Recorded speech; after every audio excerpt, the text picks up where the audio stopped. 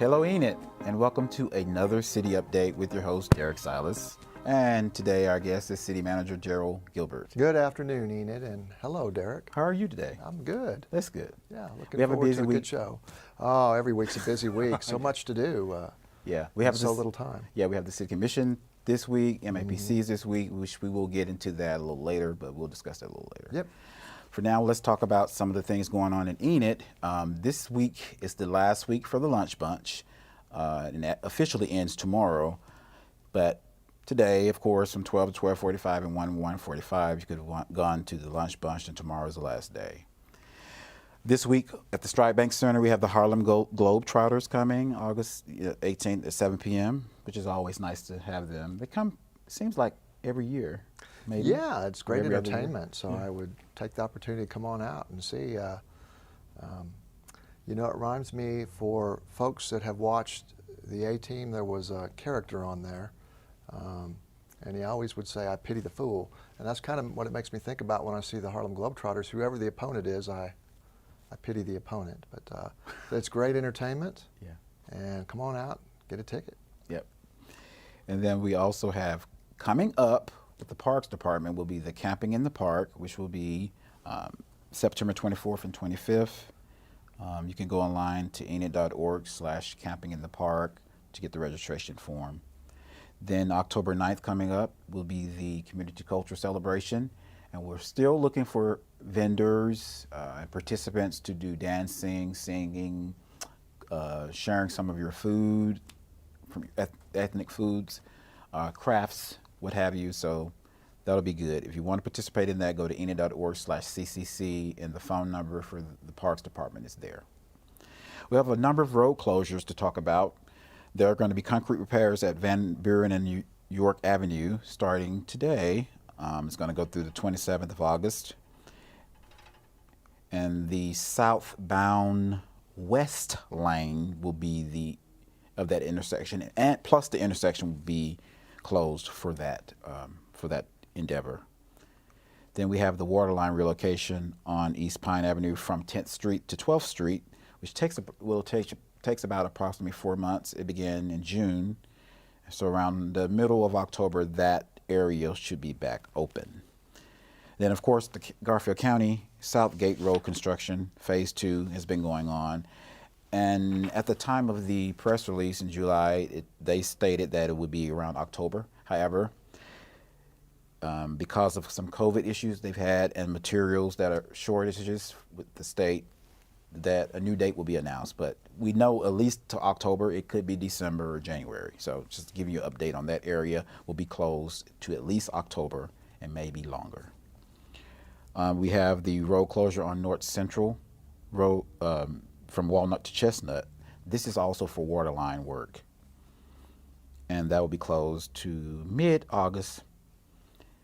And of course, there was a street collapse a month ago. The bridge there near the St. Mary's, and that'll probably take a year to get that bridge and everything else done. So just be mindful of that area. We have sidewalk construction on West Park Avenue from Independence to Grand, and that will be closed to probably around the last week of August.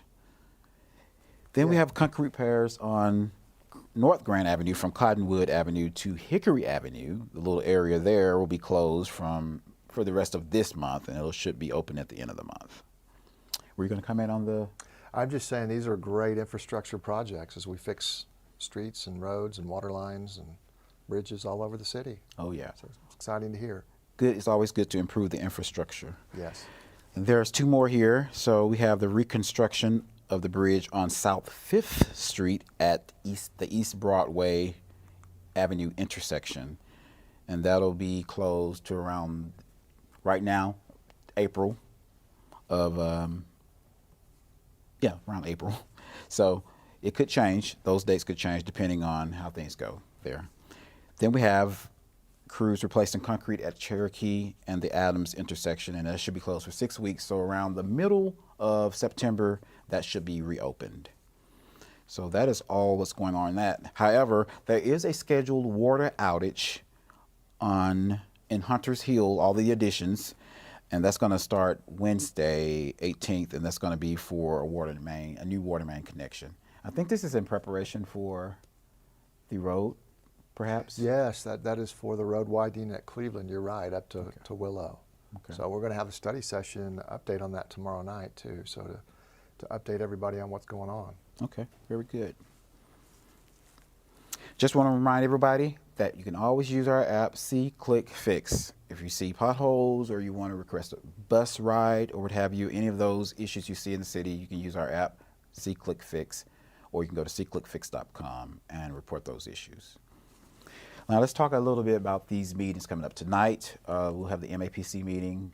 Can you talk about some of the things going to be on there? It's going to be a short meeting, it looks like. Very short meeting. I believe there's a lot split and something about a corrected survey on a plat at a Pheasant Run golf course. Yes. So normally those meetings are really short, but they're important, and I'm guessing it'll probably be just a few minutes and that one may be over. But if you'd like to come on out, it starts at 6 o'clock at City Hall in the council chambers. Yep. And then tomorrow we'll have the City Commission study session and the meeting. What's going to be on the study session? The study session will be talking about art and the Public Art Committee of Enid and their vision and what their ideas are for the future. And then we'll also be talking about potentially rules for meetings. We did talk this morning. We have to finalize some information for that.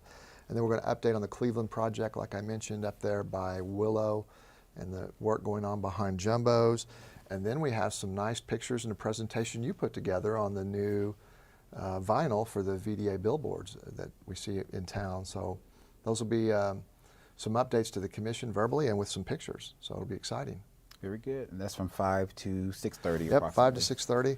And in a regular meeting, we have a whole lot of consent items. We'll have a new non-exclusive franchise agreement discussed with potential action with Blue Peak, who came to the meeting 2 weeks ago.